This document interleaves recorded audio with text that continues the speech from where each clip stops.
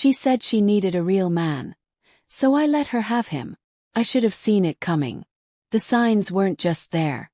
They were practically screaming. But when you've been with someone for 3 years, you learn to silence your instincts for the sake of love. Or maybe, in my case, for the sake of not wanting to start over. Started slowly. Subtle shifts that could have been written off as life getting busy. Rachel, my girlfriend at the time, had started staying late at work more often. She claimed it was project deadlines. I believed her. She was ambitious. I admired that about her. But then came the changes I couldn't ignore. A new perfume I didn't recognize. Clothes showing up in our closet that she swore were just old things she hadn't worn in a while. And her phone, once left carelessly on counters or nightstands, was suddenly always glued to her side. I'm not the jealous type. Truly. I've always believed trust is the backbone of any relationship. But something felt off. The way she'd tilt her phone away from me when texting. The way she'd step outside to take work calls. The string of girls' nights with people whose names I'd never heard before. Red flags, every one of them, but I kept convincing myself they were just in my head. Then came the moment that cracked the illusion. Last Tuesday I was folding laundry, hers and mine, when her phone lit up on the coffee table. A message preview from someone named Jared. Asterisk, miss you already. Last night was. Asterisk, that was all I saw before the screen locked. My heart plummeted into my stomach. That night, when she walked through the door, she looked like nothing had changed. She was in the kitchen, blending a smoothie like it was just any other evening. I leaned against the doorframe, watching her, unsure of how to even begin. Who's Jared? I asked, as the blender whirred to a stop. She froze. Shoulders tight, back still to me. Then slowly she turned around and smiled. But not the kind of smile I knew. This was something else. Cold. Confident. Triumphant. I was wondering when you'd figure it out, she said, sipping casually from her glass. He's my boss. And yeah, I've been sleeping with him for a couple months now. The way she said it, like she was proud, hit me harder than the betrayal itself. I needed a real man, she added, her smirk widening.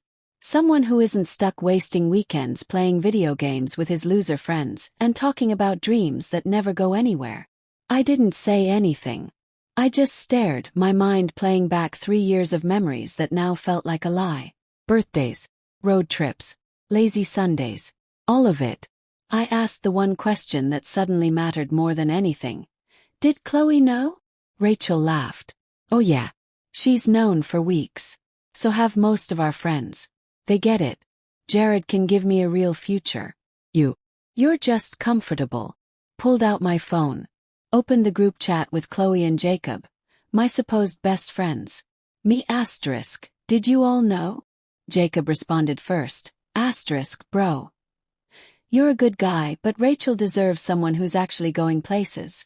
Don't take it personally. Asterisk. Chloe followed. Asterisk, we weren't trying to hurt you. But maybe this is what you needed to finally grow up. Asterisk. I looked up from my phone and Rachel was watching me. Still smirking. Waiting for a meltdown. She wanted a scene.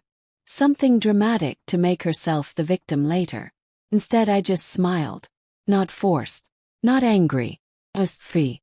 I walked past her to the bedroom, grabbed my weekend travel bag, which I'd always kept packed out of habit, my laptop and my keys. When I passed her again she asked, "Where are you going?" "Out," I said. "And Rachel, keep the apartment. I'm sure Jared can help with the rent." I didn't wait for her reply. I closed the door and walked away. That night, I checked into a small motel on the edge of town. Nothing fancy but clean. The owner, Pete, was a kind old man who knocked $20 off the weekly rate when I told him I just needed a place to think. To breathe.